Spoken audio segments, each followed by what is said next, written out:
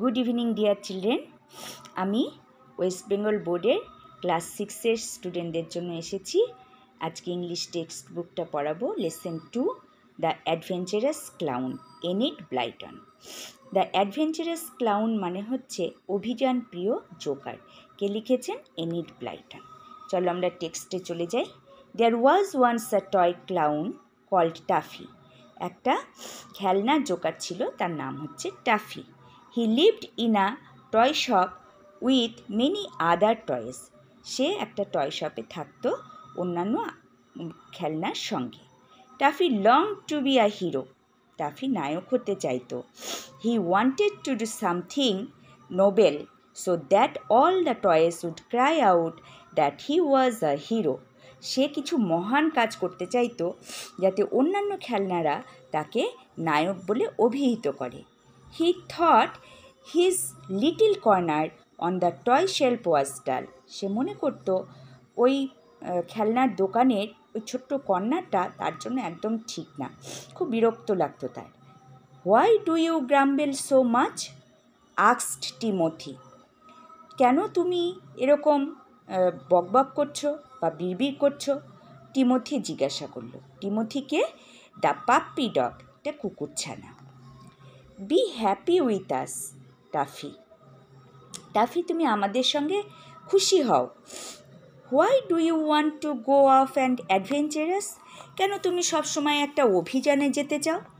Adventurous are always exciting. অভিযান সবসময় একটা উত্তেজনাপূর্ণ। I want to do something that would make all the toys take notice of me. আমি এমন কিছু করতে চাই যাতে অন্যান্য খেলনারা আমাকে লক্ষ্য করে। It's so dull up here on our shelf, replied Toffee. এই যে ওর জন্য যে তাকটা ছিল, বলছে এটা খুব ডাল আমার জন্য। At night the clown climb down from his shelf. একদিন রাতে ওই জোকার খেলনাটা নেমে পড়ল। To look for adventurous. কিসের জন্য নেমে পড়ল? অভিযান খোঁজার জন্য। Now that night there was to be a grand race. আর সেই দিন একটা গ্র্যান্ড রেস ছিল, মানে একটা প্রতিযোগিতা ছিল, between two wooden horse and carts driving by wooden farmers. একটা কাঠের ঘোড়ার গাড়ি এবং একটা গরুর গাড়ির সঙ্গে। এই কাঠের ঘোড়ার গাড়ি এবং কাঠের গরুর গাড়িটা চালাচ্ছিল কাঠের কৃষক। এই দুটো গাড়ির মধ্যে কি হচ্ছিল? প্রতিযোগিতা হচ্ছিল।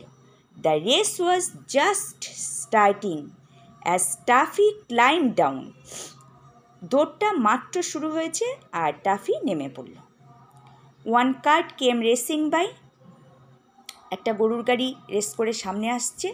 The farmer riding it stood up and shouted. ওই গাড়িটার যে ফার্মার কৃষক ড্রাইভ করছিল, মানে চালাচ্ছিল, সে চিৎকার করতে শুরু করলো। Goodness and adventure already. বলছে দারুণ একটা অভিযান শেষ পর্যন্ত। রানওয়ে হর্স, একটা ধাবমান ঘোড়া। থট টাফি এটা ভাবলো। Now is my chance to be a hero. এটাই আমার নায়ক হওয়ার জন্য একটা উপযুক্ত সময়। The horse and the cart came round again. ওই ঘোড়া এবং গরুর গাড়িটা সামনে চলে এলো। And Taffy jumped at the reins. আর টাফি ঝাঁপ দিয়ে লাগামটা ধরল।